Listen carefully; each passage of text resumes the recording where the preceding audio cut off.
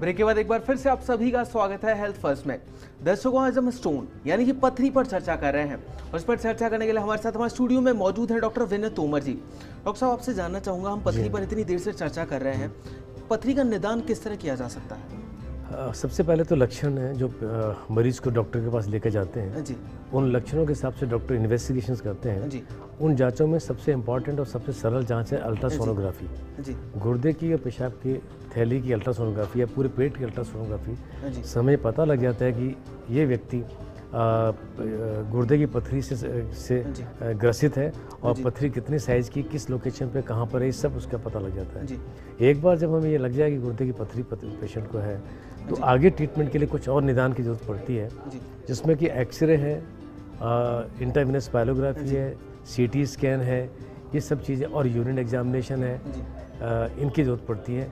इनसे पूरी बीमारी का पता लग पाता है। जी, तो डॉक्टर साहब आपने बता तो दिया कि किस तरह इसका निदान किया जा सकता है, यानी कि बीमारी का पता लगाया जा सकता है, लेकिन उपचार किस तरह करेंगे डॉक्टर साहब इसका?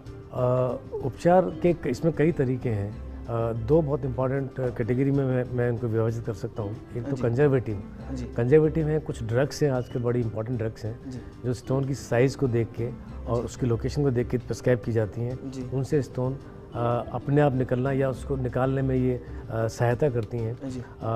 ये टैबलेट फॉर्म में भी हैं, कुछ पीने की दवाइयाँ भी हैं, और एक्सेस ऑफ वाटर, ये सारी चीज़ें कंजर्वेटिव मैनेजमेंट में आती है। पर ये पहले देख लेना चाहिए कि मरीज़ के पथरी किस जगह पर है और किस शेप की है और किस साइज़ की है। दूसरा जो है, अगर ऐसा लगता है कंजर्वेटिव तरीक़ों से नहीं निकल पाती है या दवाई से नहीं निकल पाती है, तो ऑपरेशन ही इसका एक चारा रह पाता है। और ऑपरेशंस में किडनी के किस जगह ये पथरी है और वही साइज़ कैसी है, किस तरह की पथरी है, उन सब चीज़ों पे डिपेंड करता है। जो ऑप्शंस मैं बता रहा हूँ आपको, उनमें आप देख लीजिए कि एक तो किरणों से शरीर के बाहर से किरणें अंदर डाल के तोड़ी जा सकती है। कभी कभी दूरबीन जो है वो कमर के साइड से डाल के और उसको स्टोन को निकाला जा सकता है।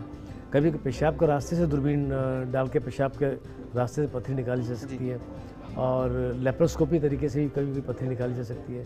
और आजकल तो इतने फाइन इंस्ट्रूमेंट्स आ गए हैं बायो इंजीनियरिंग की वजह से कि पेशाब के रास्ते से अगर दूरबीन डालें तो वो दूरबीन गुर्दे के अंदर भी किसी कोने में छुपी हुई पथरी को भी देख के और वहाँ तोड़ के और निकाल सकती है। तो ये सारी चीज़ें जो हैं वो बड़ी वो है।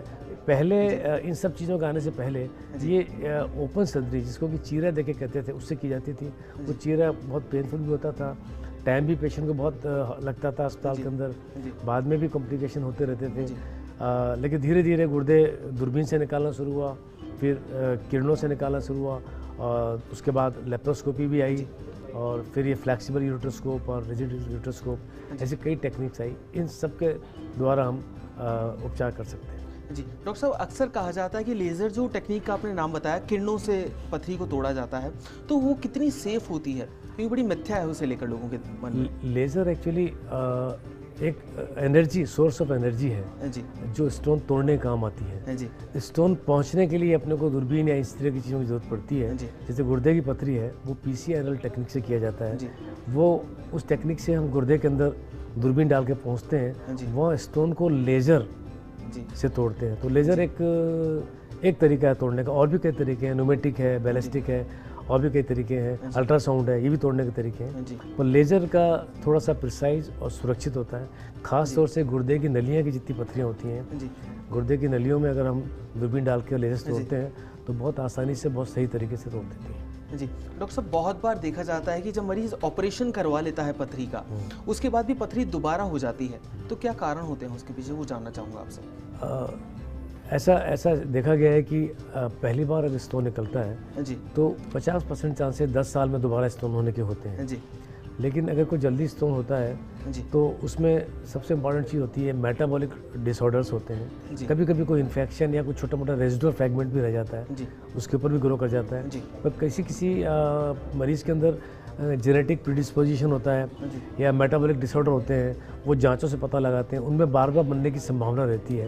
तो ऐसों में कई सारी बीमारियां हैं, जैसे हाइपरपैराथायराइडिज्म बीमारी है, किसी को हाइपरऑक्सिलूरिया होता है, किसी को renal tuberculosis, renal tuberal acidosis होती है। ऐसे बहुत से नाम हैं और बहुत से सिंड्रोम्स हैं जिनको हम स्टोन एनालिसिस से और बहुत सी जांचों के बाद डायग्नोस करते हैं और फिर उनको ठीक करते हैं। जी, तो डॉक्टर साहब वो पथरी दोबारा ना बने उसके लिए क्या क्या कदम उठाए जा सकते हैं वो जानना चाहूँगा। वो दोबारा ना बने उसके लिए मैं आप से पहले भी व्यक्त कर चुका हूँ कि सबसे इम्पोर्टेंट चीज़ है कि उसका कारण पता कराना। अगर वो मेटाबॉलिक इवैल्यूएशन में कोई कारण नज़र आता है तो उसके हिसाब से उसका इलाज किया जाए। उसके हिसाब से कुछ दवाइयाँ आती हैं, वो दवाई दी जाती हैं ताकि उस पर्टिकुलर व्यक्ति में वो पथरी दोबारा ना बने।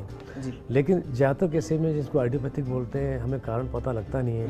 उनमें पानी ज़्यादा पीने से, यूरिन आउटपुट 2 से 3 लीटर रखने के अलावा कुछ डाइटरी रेस्ट्रिक्शन करने से बचाव किया जा सकता है। जी, डॉक्टर साहब अभी के लिए एक दर्शक भी हमारे साथ जुड़ गई हैं, सुमन जी हैं अलवर से।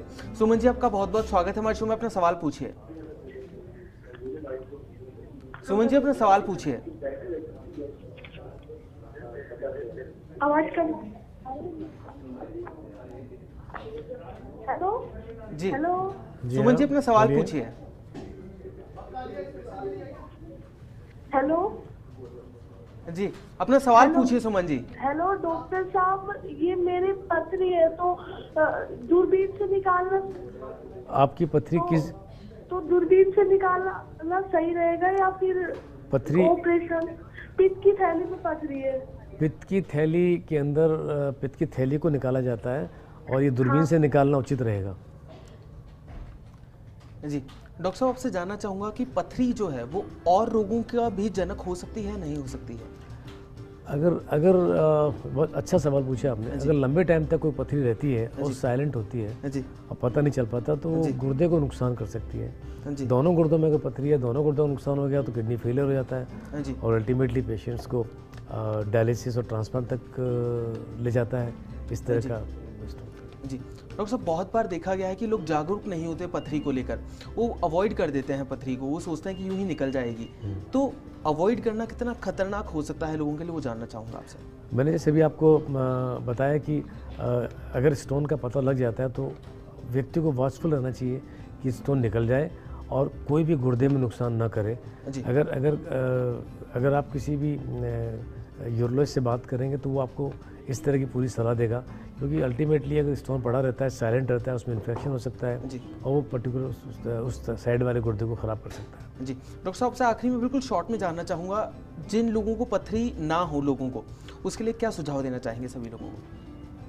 मैंने यही कहा है कि जिन स्पेशली उन लोगों को जिनके फैमिली हिस्ट्री स्टोन की होती है, वो थोड़ा सा अपना जो खाने पीने का रिस्ट्रिक्शंस है और फ्लूइड इनटेक और हॉट क्लाइमेट में ना रहें, और अगर कोई भी सिम्टम्स डेवलप होते हैं तो टाइमली उसका निदान करें, उसको पता लगाएं और उससे मुक्त हों। यही मेरा सलाह है बचाव के लिए। तो दोस्तों, आशा करते हैं कि हमारे शो आपको बहुत पसंद आया होगा। डॉक्टर साहब का बहुत बहुत शुक्रिया हमारे शो में आने के लिए और हमारे दर्शकों को इतनी जानकारी देने के लिए। Thank you. तो अगर आप भी जानना चाहते हैं अपनी बीमारी से संबंधित कोई भी जवाब, तो अभी हमें कॉल कर सकते हैं, आप हमें ईमेल भी कर सकते हैं। हमारा ईमेल आईडी है healthfirst@firstindianews.com। दोस्तों, अगले शनिवार फिर किसी नई बीमारी के इलाज के साथ एक बार फिर से होगी आप सभी से मुलाकात। तब तक के लिए नमस्कार।